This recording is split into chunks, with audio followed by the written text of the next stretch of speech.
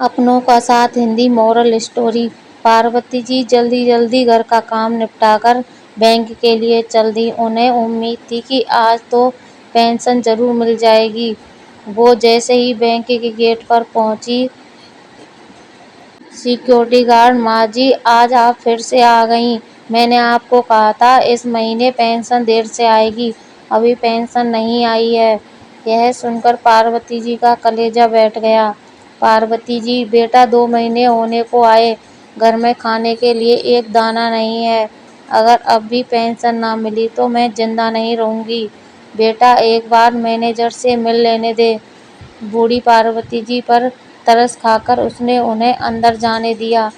اندر جا کر انہوں نے مینیجر کے کیبن کی طرف جھانکا۔ مینیجر بیٹھ کر چائے پی رہا تھا۔ پاروتی جی ڈرتے ڈرتے اس کے پاس پہنچ گئیں۔ پاروتی جی: صاحب، میں بہت دنوں سے چکر کاٹ رہی ہوں، میری پنشن نہیں آئی۔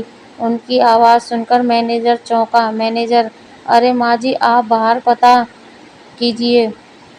پاروتی جی: بیٹا باہر تو کئی بار پتہ کر چکی ہوں، میرے گھر میں کھانے کا ایک بھی دانہ نہیں ہے۔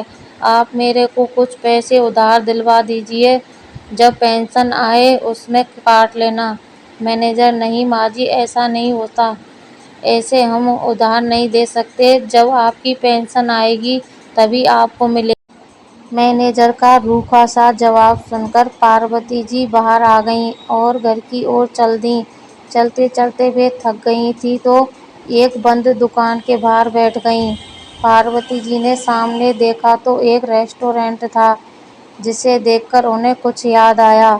5 سال پہلے ان کا بیٹا انکت انہیں اسی ریسٹورینٹ میں پارٹی دینے لایا تھا، جب اس کی پہلی نوکری لگی تھی۔ ان 5 سالوں میں کتنا کچھ بدل گیا۔ نوکری لگنے کے 2 سال بعد ہی اس نے اپنی پسند کی لڑکی سے شادی کر لی اور اس کے 1 سال بعد دونوں کینیڈا چلے گئے۔ پہلے کبھی کبھی ان کا فون آتا تھا، 1-2 بار ان نے پیسے بھی بھجوا دیے، لیکن پچھلے 1 سال سے اس نے پاروتی جی کی کوئی خبر نہیں لی۔ پاروتی جی کی آنکھیں ٹپ ٹپ آنسو بہہ رہے تھے۔ انہیں لگ رہا تھا کاش مرنے سے پہلے ایک بار انکت کو دیکھ پاتیں۔ یہی سوچ کر وہ بہت دیر اس ریسٹورینٹ کو دیکھتی رہیں، جیسے ابھی ان کا بیٹا آئے گا اور انہیں وہاں لے جائے گا۔ اسی امید سے وہ وہاں بیٹھی رہیں۔ تبھی ان کے پاس ایک چھوٹی سی لڑکی آئی۔ لڑکی: ماں جی، ایک غبارے لے لیجئے اپنے بچوں کے لیے۔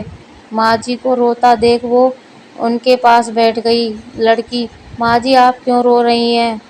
پاروتی جی: کچھ نہیں بیٹا، مجھے معاف کرنا، میرے گھر میں کوئی بچہ نہیں ہے جس کے لیے غبارے لوں۔ لڑکی: نہیں ماں جی، پہلے آپ بتائیے کہ آپ رو کیوں رہی ہیں؟ وہ لڑکی ضد کر کے بیٹھ گئی۔ تب پاروتی جی نے ساری بات اسے بتا دی۔ یہ سن کر وہ لڑکی بولی: لڑکی: ماں جی، آپ کہیں جانا مت، میں ابھی آئی۔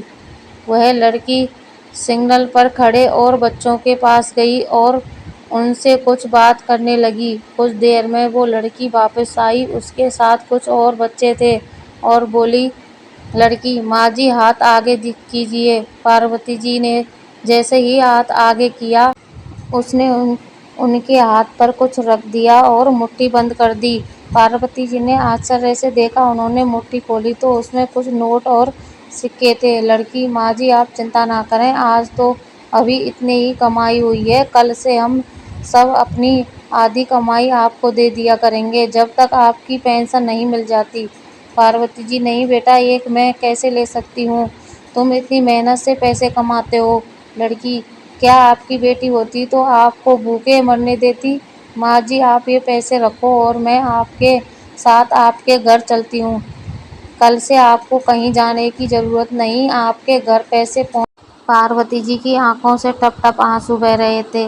اپنا سگا بیٹا انہیں بے سہارا چھوڑ گیا تھا، اور جن بچوں کو ہر سگنل پر ہم ترسکار کی نظروں سے دیکھتے ہیں، وہ ایشور کی طرح مدد کرنے آ گئے۔ پاروتی جی: بیٹا تم کون ہو؟ میں تو تمہارا نام بھی نہیں جانتی۔ لڑکی: میرا نام شانتی ہے، یہ بھولا ہے، یہ روی ہے۔ دھیرے دھیرے وہ سب کے نام گنانے لگی۔ پاروتی جی: بیٹا میں یہ پیسے نہیں لے سکتی، اسے تم رکھو، میں کوئی نہ کوئی انتظام کر لوں گی۔ لڑکی: ماں جی، ہم سب اناتھ ہیں، یہی سگنل پر کچھ سامان بیچ کر گزارا کرتے ہیں اور پاس ہی میں ہماری جھگی ہے، وہیں رہتے ہیں۔ پہلے ہم بھیک مانگتے تھے، پھر کچھ پیسے جوڑ کر ہم نے سامان بیچنا شروع کر دیا۔